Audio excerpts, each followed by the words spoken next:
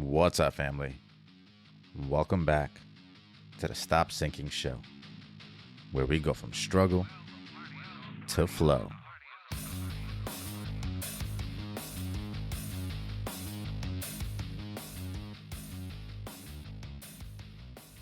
There's really no right or wrong way to approach any topic.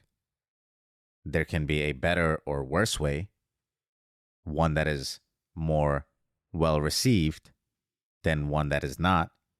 But I don't think I can ever point to one universal strategy that works across the board. Every person responds differently.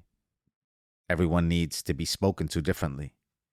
And even within one person, you may encounter moods and shifts in emotion that require you to soften up in one breath and challenge them in the next. To make it even harder, there's no way to know if you are actually having your desired effect.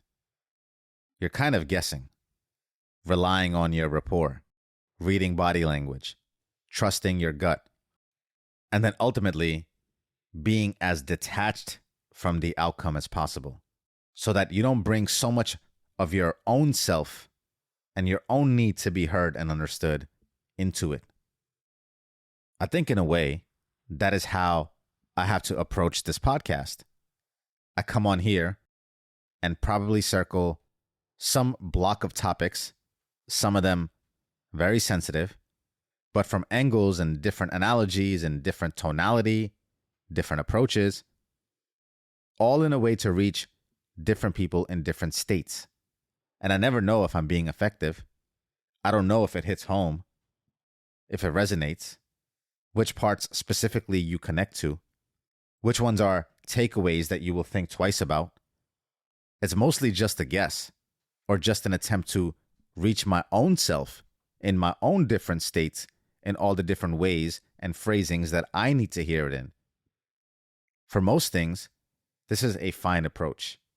Shoot from the hip, hit a general area, hone in on what people respond to, and proceed accordingly.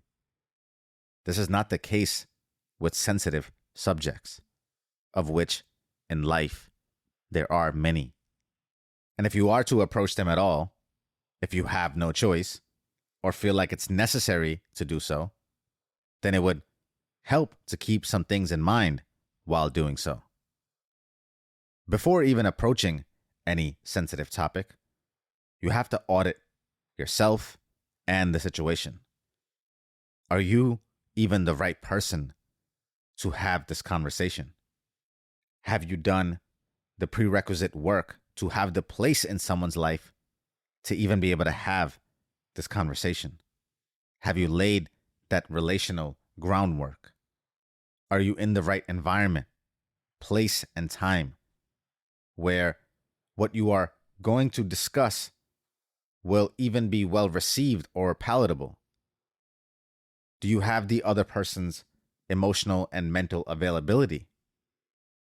Once you have identified you as the right person to have this discussion, given the relational equity that you have built, and you are absolutely sure this discussion is important enough to have and involve yourself in for the betterment of that person or the situation, then you can move on to some other considerations.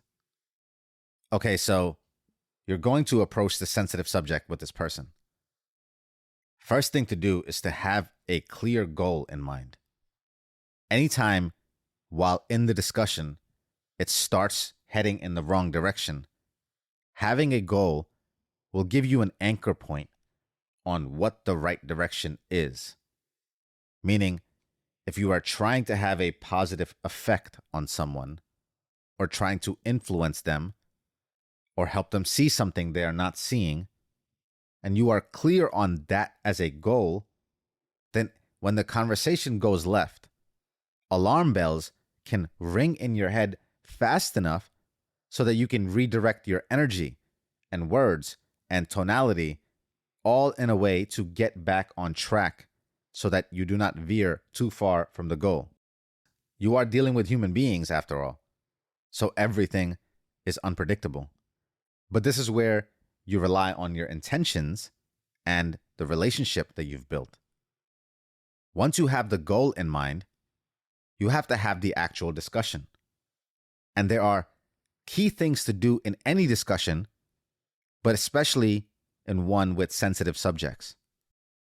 One is to be sure to present all sides, give credit to all sides, acknowledge all sides, call out the common goal, make each side feel understood, make them feel seen and heard, be as objective as possible, show how their intentions are not leading to the outcomes they themselves desire, how their approach might be getting in the way, offer enhancements while continuing to connect it back to their intentions, reinforce seeing their efforts, their attempts, minimize your subjective input. Instead of giving them the answer or the way to think, present options and alternatives from both sides and empower them to come to clarity themselves. Maybe the process uncovers something even you didn't see when you first started. Maybe even your intentions couldn't encompass the full picture. Sensitive subjects require two open parties. If even one has their mind made up and is closed off and has a rigid agenda, the conversation cannot happen. And you have to go back to step one and relay the groundwork. Here's a secret I didn't tell you this entire time. Almost all conversations are sensitive. Humans are sensitive. Everything is taken personally. Even the casual conversations you didn't realize needed this level of care, they do. Casual comments. You do not know how they are internalized in a human being's mind, which is constantly on the lookout for negativity and danger. Even a misplaced gesture can hit a sensitive spot. This sometimes means you have to hedge the conversation and your approach with ways out that you give the other person so that they can escape unscathed with their dignity and grace. Again, this comes back to the goal. If you are actually trying to reach for a better outcome, a higher truth, then it is a collaborative process. You cannot enforce it. You can only foster it. And you might still fail. But sometimes it's just sensitive. It just wants to hide. Sometimes it's not ready. Sometimes it's not because it's a sensitive subject. It's because your subject is sensitive. I love you, family. Stay true always. I'll see you on the next show.